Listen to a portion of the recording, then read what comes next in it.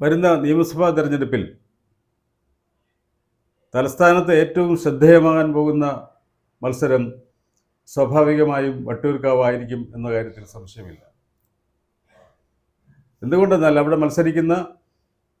മത്സരിക്കാൻ സാധ്യതയുള്ള ഏറ്റവും പ്രമുഖർ അവർ തമ്മിൽ ഏറ്റുമുട്ടുമ്പോൾ ശക്തമായ ഒരു ത്രികോണ മത്സരം നടക്കുമെന്നും ഉറപ്പാണ്. ഇപ്പോൾ പറഞ്ഞു കേൾക്കുന്നതനുസരിച്ചാണെങ്കിൽ ഗുരുവായൂർ സീറ്റ് കിട്ടിയില്ലെങ്കിൽ, ഗുരുവായൂരിൽ ലീഗിൻ്റെ കയ്യിലിരിക്കുന്ന സീറ്റ് അത് ജയിച്ചില്ലെങ്കിൽ പോലും ലീഗാണ് ആ സീറ്റ് മത്സരിക്കുന്നത്. അവരത് വച്ചുമാറാൻ തയ്യാറായില്ലെങ്കിൽ നേമത്ത് പോയി മത്സരിക്കാൻ എന്തായാലും കെ മുരളീധരൻ തയ്യാറാകില്ല.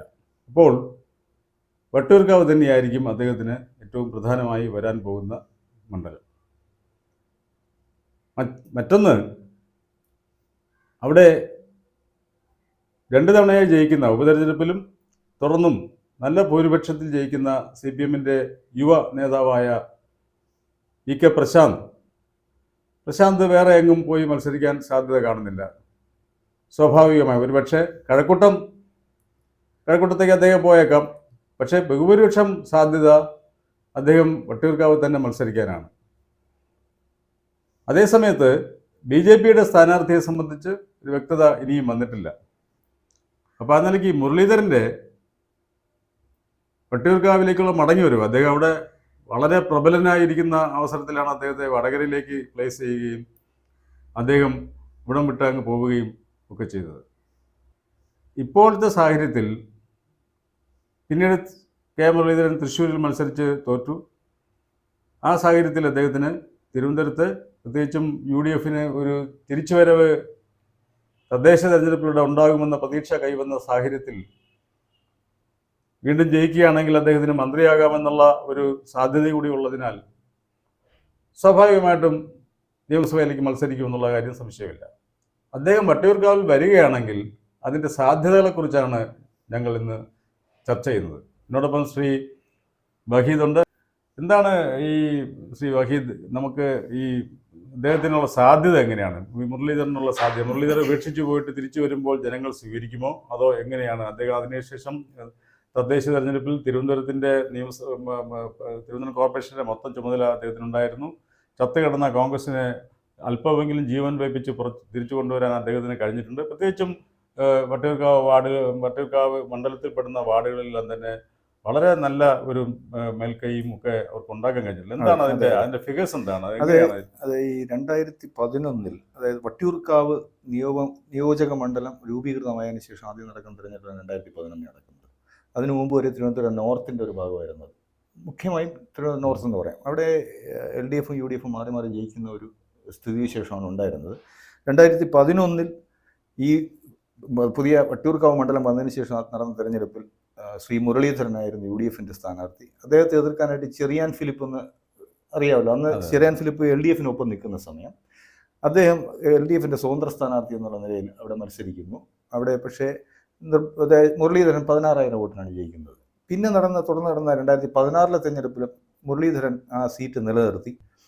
അദ്ദേഹത്തെ എതിർക്കാൻ ശ്രീമതി TN സീമയാണ് LDF-ൻ്റെ കാൻഡിഡേറ്റായിട്ട് വന്നത്. അതിനോടൊപ്പം അവിടെ നടന്നൊരു പ്രത്യേകത, ശ്രീ കുമ്മനം രാജശേഖരൻ, അതായത് നിയമമണ്ഡലത്തിലുമൊക്കെയും നിന്ന് വളരെ വലിയ തോതിൽ വോട്ട് പിടിക്കുകയും 2ാം സ്ഥാനത്ത് വരികയൊക്കെ ചെയ്തിരുന്ന കുമ്മനം രാജശേഖരൻ അവിടെ BJP-യുടെ സ്ഥാനാർത്ഥിയായി വരുന്നു. അതിനെ തുടർന്നുണ്ടായ ആ തിരഞ്ഞെടുപ്പിൽ ഈ കുമ്മനം രാജശേഖരൻ 2ാമത് വരുന്ന ഒരവസ്ഥ വരുന്നു. അപ്പോഴേക്കും മുരളിയുടെ ഭൂരിപക്ഷം 7,600 വോട്ടായിട്ട് കുറയുകയും ചെയ്തു. പിന്നെ അതിനെ തുടർന്നാണ് 2019 ഈ ലോക്സഭാ തിരഞ്ഞെടുപ്പിലേക്ക് വടകരയിൽ മത്സരിക്കാനായി ശ്രീ മുരളീധരനെ നിയോഗിക്കുന്നത്. അവസാന നിമിഷത്തിൽ ഓർമ്മയുണ്ടാവും, വളരെ ഒരു സർപ്രൈസ് സ്ഥാനാർത്ഥി എന്നുള്ള നിലയിൽ അവിടെ കൊണ്ടെത്തിക്കുന്നത്. ആ തിരഞ്ഞെടുപ്പിൽ അദ്ദേഹം ജയിക്കുന്നു. അതോടെ ഇവിടെ സീറ്റ് രാജിവെക്കുന്നു. അതിനെ തുടർന്ന് നടക്കുന്ന ഉപതെരഞ്ഞെടുപ്പിൽ 2019 നടക്കുന്ന ഉപതെരഞ്ഞെടുപ്പിൽ വട്ടിയൂർക്കാവിൽ അന്ന് ഇവിടെ മേയർ എന്നുള്ള നിലയിൽ ഏറ്റവും വളരെ പ്രശസ്തനായി വളരെ നല്ല പ്രവർത്തനം കാഴ്ചവെച്ചിരുന്ന ശ്രീ VK പ്രശാന്ത് എന്ന യുവ നേതാവിനെ LDF അവിടെ അവതരിപ്പിക്കുന്നു. അതിന് UDF-ന് അന്ന് വരുന്ന സ്ഥാനാർത്ഥി ശ്രീ മോഹൻകുമാറാണ്. ശ്രീ മോഹൻകുമാർ വട്ടിയൂർക്കാവ് മണ്ഡലം പഴയ നോർത്തായിരിക്കുന്ന കാലത്ത് വിജയിച്ചിട്ടുള്ള ആളാണ് അവിടെ. അപ്പോൾ അദ്ദേഹത്തെ അവിടെ UDF നിയോഗിക്കുന്നു. ശ്രീ സുരേഷ്, ഇന്നത്തെ BJP-യുടെ ജനറൽ സെക്രട്ടറി ആണ് അന്ന് അവിടുത്തെ BJP-യുടെ കാൻഡിഡേറ്റ്. അന്ന് ആ മത്സരത്തിൽ പ്രശാന്ത് വലിയ വിജയം നേടുന്നു. 14,500 വോട്ട് വാങ്ങി വിജയിക്കുന്നു. 2ാം സ്ഥാനത്തേക്ക് ഈ മോഹൻകുമാർ വരുന്നു UDF.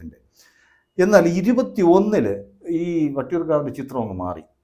വിജയിച്ചത് അവിടെ പ്രശാന്ത് തന്നെയാണ്. സിറ്റിംഗ് മെമ്പർ എന്ന നിലയിൽ നിൽക്കുന്നു. ആ ജനറൽ ഇലക്ഷനിൽ പ്രശാന്ത് ജയിക്കുന്നത് 21,500 വോട്ടിനാണ്. പക്ഷേ അവിടെ സംഭവിച്ചത് 2ാം സ്ഥാനത്ത് വരുന്നത് BJP ആയി മാറുന്നു. വീണ്ടും കുമ്മനത്തിന് ശേഷം, അതായത് 2016 കുമ്മനം നടത്തിയ അതേ പെർഫോമൻസ് തന്നെ ഇവിടെ VV രാജേഷ്, ഇന്നത്തെ മേയർ VV രാജേഷ് 2ാമത് വരുന്നു. അന്ന് ഒരു ദുർബലയായ സ്ഥാനാർത്ഥിയാണ് കോൺഗ്രസ് അവിടെ അവതരിപ്പിച്ചെന്നുള്ള സത്യമാണ്. ഒരു വീണ എസ് നായർ എന്ന് പറയുന്ന ഒരു യുവ നേതാവിനെ തന്നെയാണ്, ഒരു വനിതാ നേതാവിനെ നിർത്തുന്നു. പക്ഷേ നിർഭാഗ്യവശാൽ അവർക്ക് 3ാമത് പോകേണ്ടി വന്നു.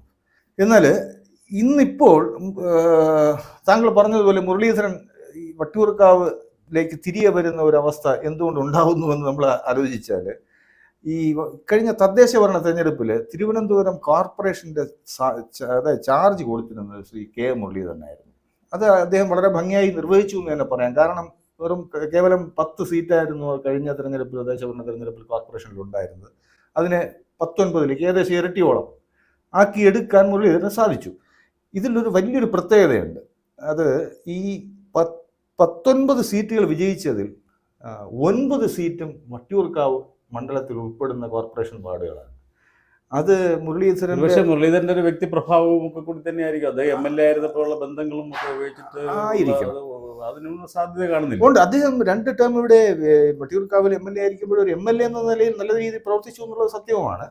പക്ഷെ അത് ഈ ശ്രീ VK പ്രശാന്ത് വരുമ്പോഴേക്കും, ശ്രീ VK പ്രശാന്ത് കഴിഞ്ഞ 7-8 വർഷം കൊണ്ട് 2 ടേമിലായിട്ട്, 1.5 ടേം എന്ന് പറയാം, ഈ 2 ടേം കൊണ്ട് ശ്രീ VK പ്രശാന്ത് വളരെ നല്ല പ്രവർത്തനമാണ് അവിടെ കാഴ്ചവെക്കുന്നതും. വളരെ ഒരു MLA എന്നുള്ള നിലയിൽ ഇത്രയും ജനകീയനായി പ്രവർത്തിച്ച ഒരു MLA നമുക്ക് അവിടെ ഇതിനു മുമ്പ് കണ്ടിട്ടുണ്ടാവില്ല. പക്ഷേ മുരളീധരൻ വരുമ്പോൾ പിക്ചർ മാറുന്നു എന്നുള്ള ഒരു ധാരണ ഇപ്പോൾ മൊത്തത്തിൽ. ശരിക്കും പറഞ്ഞാൽ പ്രശാന്ത് കൂടി അവിടെ മത്സരിക്കുകയാണെങ്കിൽ മുരളിയും പ്രശാന്തും എന്ന് പറയുന്ന 2 ഏറ്റവും ജനകീയ, മണ്ഡലം കണ്ട ഏറ്റവും ജനകീയരായ 2 പേരും തമ്മിലുള്ള കടുത്ത പോരാട്ടമായി മാറാൻ വലിയൊരു മത്സരമായി മാറും. പിന്നെ ഇപ്പോൾ ഈ 19 അതെ കഴിഞ്ഞ കോർപ്പറേഷനിൽ യഥാർത്ഥത്തിൽ ഈ വട്ടിയൂർക്കാവ് മണ്ഡലത്തിൽ കഴിഞ്ഞ 2020 നടന്ന കോർപ്പറേഷൻ തെരഞ്ഞെടുപ്പിൽ വെറും 3 വാർഡിൽ ഒതുങ്ങുകയായിരുന്നു UDF.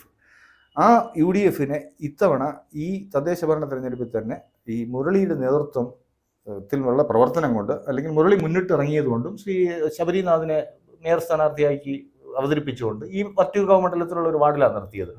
അങ്ങനെയാണ് ഈ 3-ൽ നിന്ന് 9 സീറ്റിലേക്ക്, 9 വാർഡുകളിലേക്ക് അവർ വളർച്ച വരുന്നത്. ഇതിൽ വേറൊരു വലിയൊരു പ്രത്യേക ഒരു സാഹചര്യം, ഈ സാഹചര്യത്തിൽ നടന്ന ഒരു പ്രത്യേക കാര്യം നമ്മൾ ശ്രദ്ധിക്കേണ്ടത്, LDFന് അവിടെ കഴിഞ്ഞ തദ്ദേശ തെരഞ്ഞെടുപ്പിൽ ഈ 24 വാർഡുകൾ ഉണ്ടായിരുന്ന സമയത്ത് 12 വാർഡുകൾ LDFന്റെ കയ്യിലായിരുന്നു.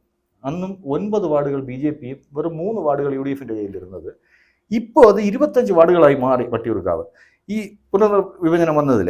ഈ 25 വാർഡിൽ ഇപ്പോൾ ഈ 11 വാർഡുകൾ BJP നേടുന്നു. 9 ആയിരുന്ന 11 ആകുന്നു. UDF 3 ആയിരുന്നത് 9 വാർഡുകളാകുന്നു. LDF ഈ 12-ൽ നിന്ന് 4-ലേക്ക് ചുരുങ്ങി. 4 വാർഡുകൾ, ഒരു സ്വതന്ത്രം ജയിച്ചിരുന്നു കണ്ണമൂല എന്ന്. അപ്പോൾ ഇത്തരം ഈ ഫിഗേഴ്സ് എല്ലാം കണ്ടിട്ടാകണം ഒരു പക്ഷേ മുരളീധരൻ കുതിക്കുന്നത്, വീണ്ടും വന്ന് ഇവിടെ നിന്നാൽ ഒരു വിജയത്തിലേക്ക് എത്താൻ കഴിയും എന്നുള്ള ഒരു ധാരണ അദ്ദേഹത്തിൽ വന്നു ചേർന്നിട്ടുള്ളത്.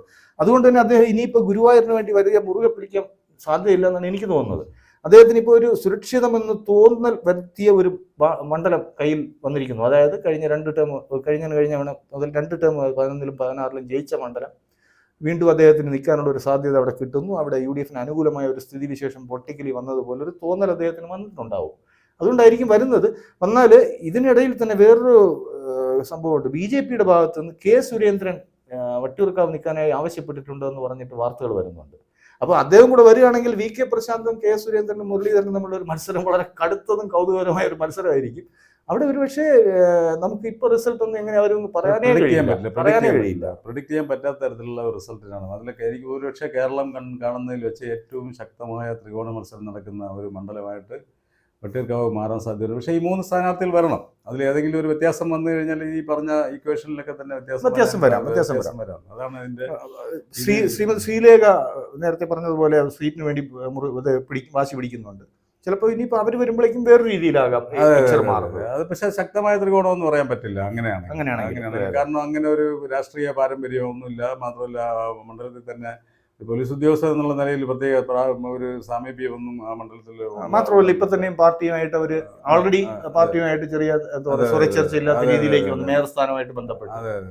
അതെ, അതുകൊണ്ട് അവിടെ ഒരു മത്സരം വന്നാലും മുരളി അവിടെ ഉണ്ടായാൽ മുരളിക്കൊരു എന്താ പറയാൻ അവിടെ ഒരു മേൽക്കൈ ഉണ്ടാക്കി എടുക്കാൻ അത്ര ബുദ്ധിമുട്ടുണ്ടാവില്ല. അല്ല എന്ന് മാത്രമല്ല, അങ്ങനെ ഒരു മത്സരം വരികയാണെങ്കിൽ മുരളിയെ സംബന്ധിച്ച് ഒരു വാട്ടർലൂ കൂടി ആയിരിക്കും എന്നുള്ള കാര്യത്തിൽ സംശയമില്ല. ഇതോടെ ഒന്നിൽ പുള്ളിയുടെ രാഷ്ട്രീയ ഇത് എന്താ പറയാൻ ഇവിടെ പരാജയപ്പെടുകയാണെങ്കിൽ അതുകൊണ്ട് അവസാനിക്കുമെന്ന് തന്നെ പറയാം നമുക്ക് യഥാർത്ഥത്തിൽ.